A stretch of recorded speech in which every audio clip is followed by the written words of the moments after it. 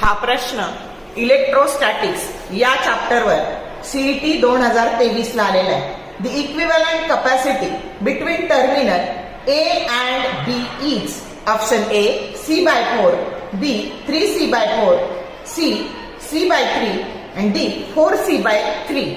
आता बघा, आपल्याला ह्या ए आणि बी मधली इक्विव्हॅलंट कॅपॅसिटी काढायची आहे.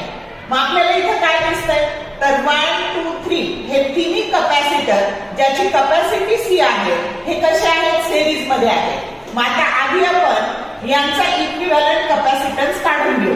मग आता बघा, सीएस जेव्हा सारखे कॅपॅसिटर सिरीज मध्ये असतात त्यावेळेस त्यांच्या कॅपॅसिटीची व्हॅल्यू डिवायडेड बाय त्यांचा नंबर.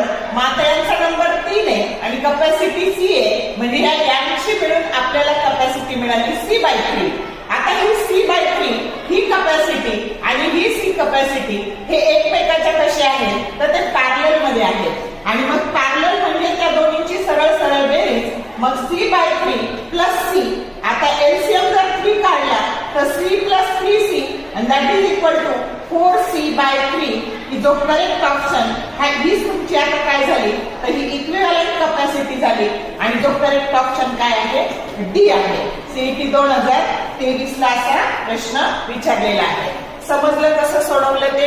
शॉर्ट व्हिडिओ आवडले लाईक करा, शेअर करा, कमेंट करा. For more useful tips and tricks keep watching wings of physics. Thank you very much.